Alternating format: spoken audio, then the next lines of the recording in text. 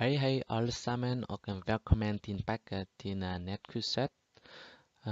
I dag skal vi snakke om nettsider, layout og farve. I første del af forelæsningen lærer du om hvordan du kan lage en layout for netstedet dit. I den andre delen lærer du om at bruge farve. Her finder du temaerne i dag. Der finnes forskellige måter dere kan lage en layout for siden din. Så vi starter først med å bruke forskjellige egenskaper av HTML-elementer, for eksempel som float, position og z-index. Du skal lære om forskjellen mellom blokk og inline-type av elementene. Så lærer vi om den moderne måten å sette inn layout, som Flexbox. Flexbox passende for responsive design også. Vi snakker litt om Bootstrap. Bootstrap en lett front-end-ramme for webutvikling, som veldig populært blant webutviklere. Jeg skal introdusere litt om det og nyttig materiale om Bootstrap. I den andre skal vi snakke om farge, for eksempel egenskaper av farge. Du også lærer om hvordan du kan bruke farge i HTML5 som interessante fargefeature, for eksempel gradient. Til slutt vi snakker litt om pseudo-elementer i CSS.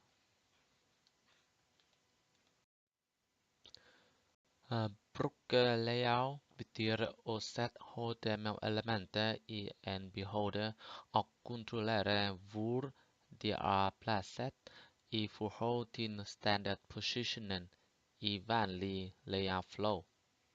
Så du ser på skjermen forskjellige layout-teknikker. Så vi har normal flow, egenskaper som display, float og position. Vi også bruker Flexbox, grid, tabel og multiple column layout.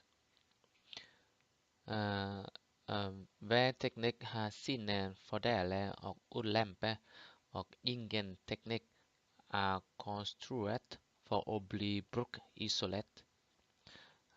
Som du ser at grid ikke i fokus for dette kurset.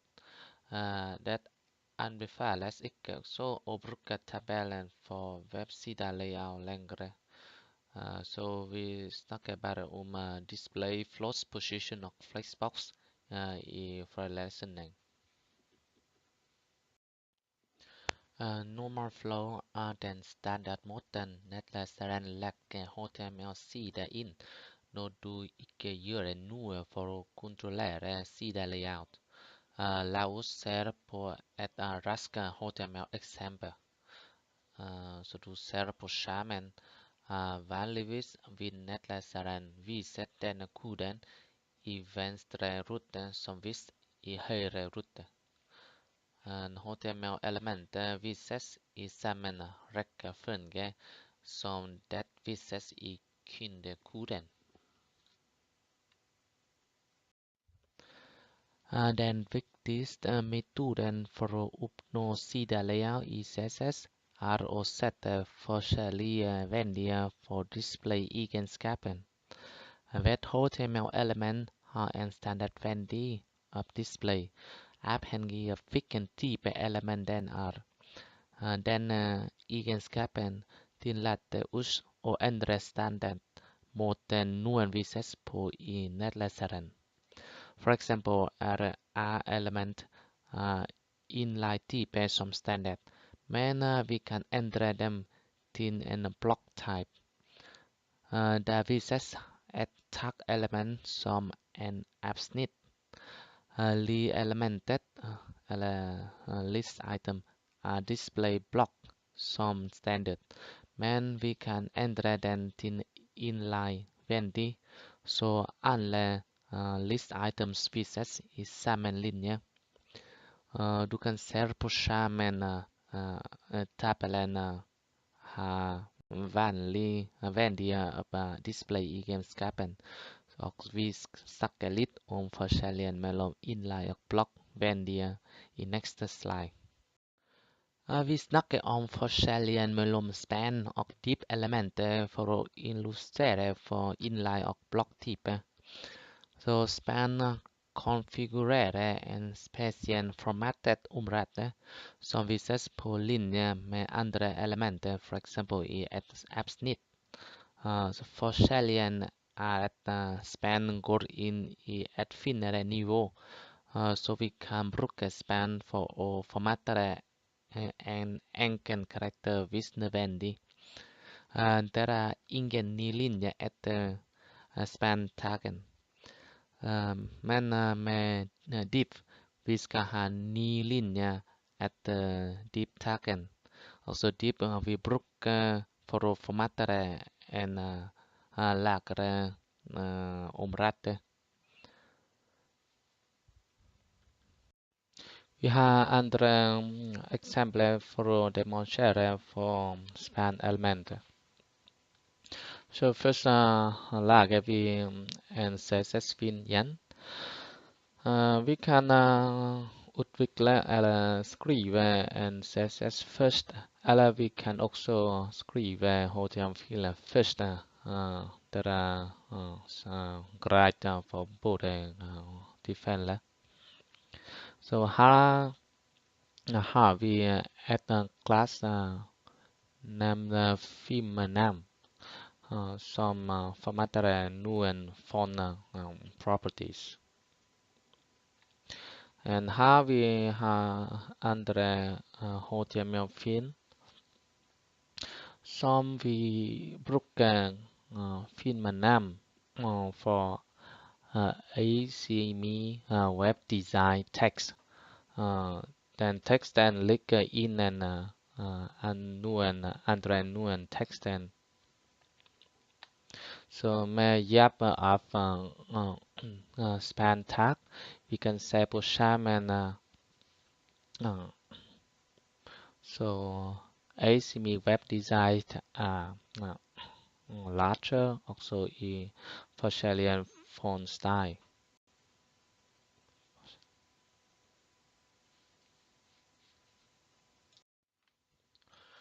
Vi har snakket om egenskaper av boksmodels som er grense, padding og margin. Her snakker vi litt om andre egenskaper av boksen som er boksinnholdet. For det første er det to typer innholdsklasser, blokk og inline. Blokkelementene er som standard så brede som beholder du plasserer dem innenfor. Og du kan endre høyden og bredden ved hjelp av CSS. Blokkelementer er også foran og etterfulgt av linjeskript. Inline-elementer er bare så brede som det må være for å vise innholdet, samt margins, borders og padding som du bruker på dem. Hvert element er et blokkelement eller en inline-element, men CSS gir display-egenskapen slik at du kan endre den oppførselen. Display har tre vendier, blokk, inline og ingen. Hvis vi for eksempel finner at elementene i en liste skal vise inline i stedet for hver som vises på egen linje, som du kan se på dette bildet. Her bruker vi fungerende CSS-kode. Så vi konfigurerer list med display er inline. Nå vi snakker litt om en veldig interessant egenskap som er floating. Norman flyt elementen på blocknivå ned over fra topp til bunn. Hvis du endrer den normale strømmen av siden, kan du bruke absolutt posisjonering, som jeg diskuterer litt, eller du kan bruke flåtegenskapen. Flåtegenskapen brukes til å indikere at element skal plasseres så langt som mulig til venstre eller høyre på siden, og et annet innhold skal virke rundt det. Dette er best illustrert med et eksempel. Som du kan se på skjermen, det er litt HTML-program. Vi har style-tag innen head med konfigurere om boksmodell, border, padding, margin. Vi har også float og width.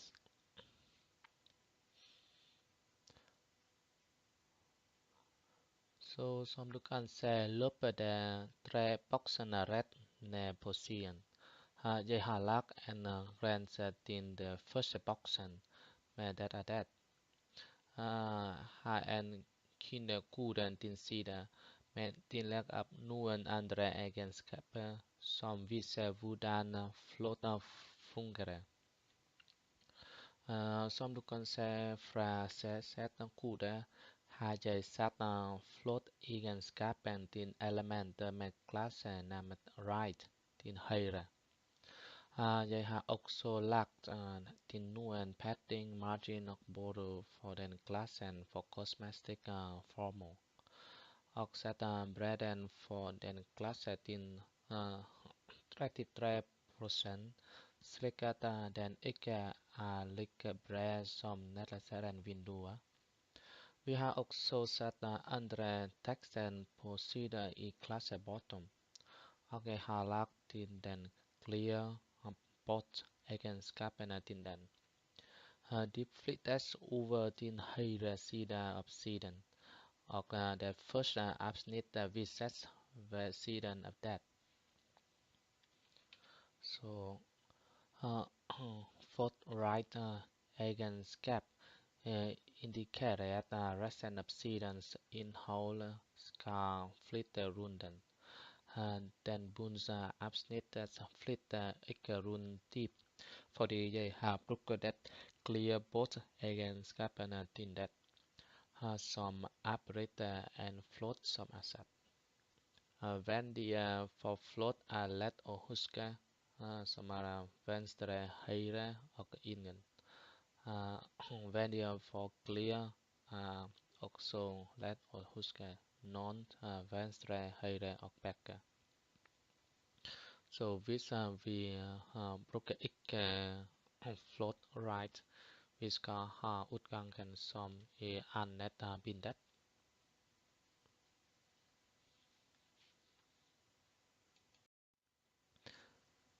Et element som har den clear egenskapen som er satt på den, vil ikke bevege seg ved siden av floaten som float ønskende, men vil bevege seg ned forbi float. I eksempelet på skjermen flytter sidebar til høyre, og det er kortere enn main content-området. Footer er flyttet i den ledige plassen som bestemmes av float-verdien. For å fiske dette problemet kan footer slettes for å sikkert forbli under begge main content og sidebar. Clear har 4 gyldige verdier også.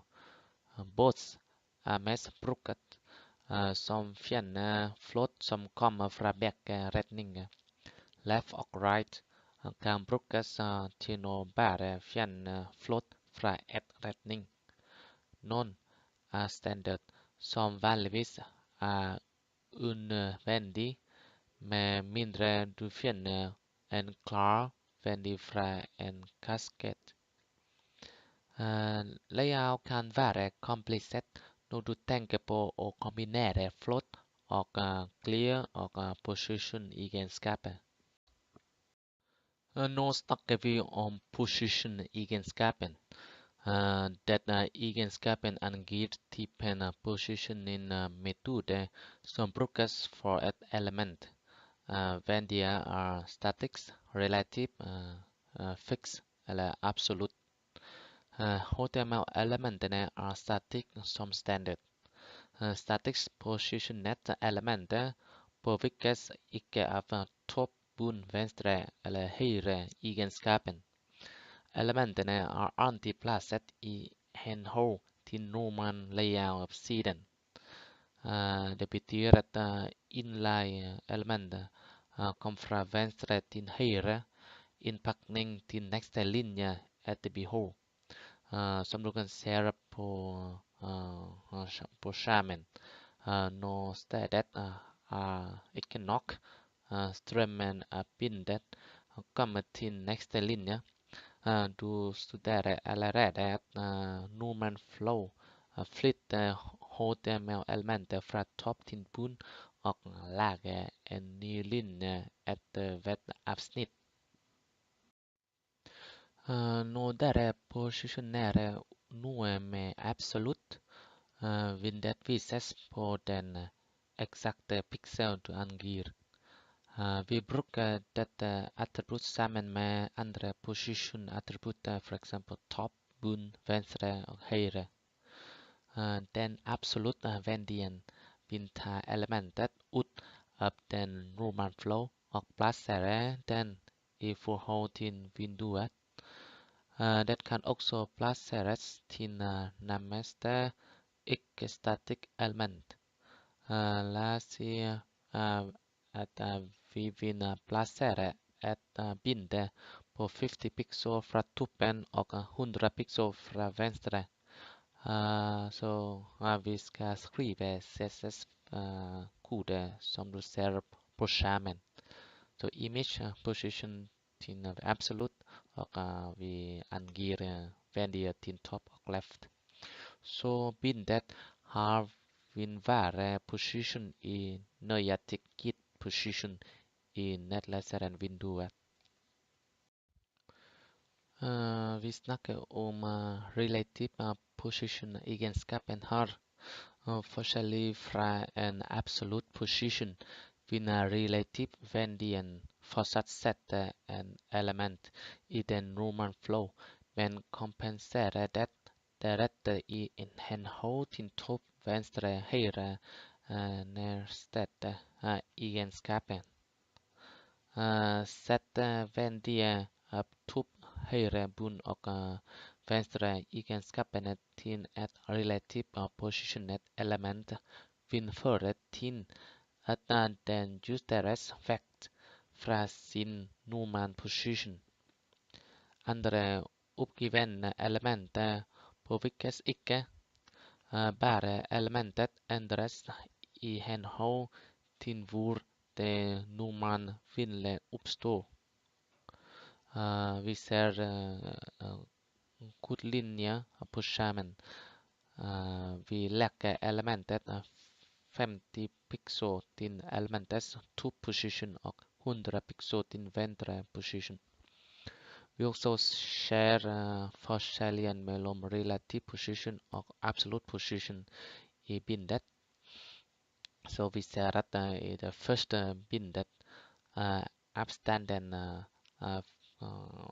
vi har 16 pixel avstanden fra toppkanten av nettleseren-vinduet og 10 pixel fra venstre kanten av nettleseren-vinduet. Men med relativ position vi har 16 pixel avstanden fra hvert elementet og 10 fra avstanden fra andre elementer. Her vi har ingen elementet i venstre, så det er avstanden til nettleseren-vinduet. Når du plasserer noe fikst Vindet forblir stabil uansett hva brukeren gjør med nettleseren. Så selv om en bruker ruller, vil bindet forbli stille. Fix kan ikke fungere med endre nettleser. Det er litt forskjellig fra absolute position. Da når brukeren ruller ned, vil den absolute position endres i henhold til endringen av den viste skjermen. Vi snakker litt om Z-indeks her. Ikke så mange mennesker forstår hvordan Z-indeks egentlig fungerer. Det er ikke komplisert, men hvis du aldri har tatt deg tid til å lese sin spesifikasjon, er det nesten helt sikkert avgjørende side som du ikke er helt klart over. Når elementene er plasset, kan de overlappe andre elementer. Z-indeks-egenskapen spesifiserer stikkorden til et element. For eksempel, hvilket element skal plasseres foran eller bak de andre. Et element med større Z-indeks-verdien er alltid foran et element med en lavere Z-indeks-verdi. Hvis du plasserer elementet overlapper uten en spesifisert Z-indeks, vil elementet plasseres sist i HTML-koden vises øverst. Eksemplet ovenfor viser effekten av Z-indeksen. Til venstre har vi trukket 3 bokser og gjort dem overlappende ved hjelp av absolutt posisjonering. Som standard blir elementene stabile etter orden. Det er et klart i HTML-koden. På høyre side har vi samme oppslag, men har reversert standardorden ved hjelp av Z-indeksen. Flexbox er et ny layout-modus i CSS3.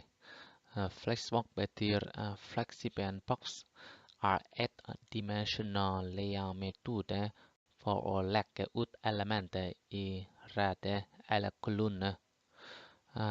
Husk at det kan være i motsetning til den todimensjonale modellen av CSS-grid layout som styrer kolonner og rekker sammen. Flexbox fungerer ikke i Internet Explorer versjon 10 og tidligere. Flexbox layout er mest hensiktsmessig for småskala oppsett, enkel webside. For å bruke Flexbox-modellen må vi først definere en Flex-container-klasse i en CSS-fil. Dette er en klasse som har forskjellige egenskaper. Elementene legges ut etter hovedselen, fra main start til main end, eller på rad. Elementene kan også settes langs cross-sections, fra cross-start til cross-end, eller i en kolonne. Flex-container kan inneholde mange flex-elementer, som vi ser i kode på skjermen. Så vår Flexbox inneholder 3 forskjellige div-bokser. Vi definerer en flex-container med display-egenskapen, så vi kan spesifisere display som er inline eller blokk med å bruke opp inline flex eller flex. Det gir en fleksibel kontekst för alla sina direktbarn. Och flex direction definierar rättningen. Flex-element är placerat i flex-behållare. Så vi har forskjellige vendier her. Round og round reverse, column eller column reverse. Så du ser illustrert på skjermen. Annen egenskapen er flexgraph. Vi har tre vendier her. No graph betyr at alle flex-elementer vil være på en linje. Dette er default-vendien. Graph flex-elementer vil vikle inn på flere linjer fra topp til bunn. Og graph reverse betyr at flex-elementer vil vikle inn på flere linjer fra bunn til topp. Justify content er en egenskapen som definerer justeringen langs hovedaksen. Det hjelper til med å distribuere ekstra ledig plass igjen. Så vi har vendier som flexstart er standardvendien. Elementene er pakket mot startlinja. Flex-end betyr at elementene er pakket mot sin sluttlinje. Elementene er sentret langs linja. Space between elementene er jevnt fordelt i linja. Og vi har første elementet på startlinjen og siste elementet på sluttlinjen. Space around elementene er jevnt fordelt i linjen med like plass rundt dem. Space evenly elementene er fordelt slik at avstanden mellom to ting og mellom rommet til kantene er like. Her snakker vi om order-egenskapen. Som standard legges flex-items ut i kodeordningen. Order-egenskapen styrer rekkefølgen det vises i flex-container.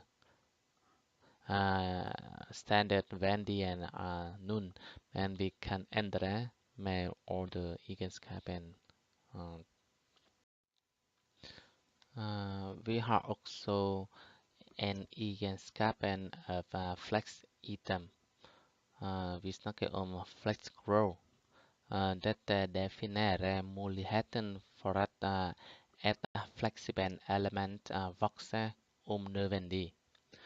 Hvis alle elementene har flex-grow satt inn en, vil dette resterende rommet i beholderen fordeles like godt for alle barn. Hvis en barn har en vendi på 2, vil den ha dobbelt så mye plass som de andre har. Vi har annen flexblock-egenskapen som er flexbasics. Flexbasics definerer standardstørrelse til et element før det gjenværende rommet distribueres. Mulige vendier er for eksempel 20% 5 rem 100 pixels. Flexbasics kan ta auto-vendien også, som betyr at dere finner størrelse på width og height egenskapen. Vi har flex, så flex kombinerer vendien fra flexgrow, flexstring og flexbasics. Det anbefales at dere bruker denne shorthand-egenskapen i stedet for å angi de enkelte egenskapene. Så med forskjellige egenskaper av Flexbox container og Flexbox items, vi kan konfigurere en nettside layout, de enken. Vi också kan bruka Flexbox egenskaper sammen med Media Query for å gi responsive layout for nested edit. Du kan se på skjermen en eksempel hvordan vi kan bruke Media Query og gi mobile first layout som i første bildet.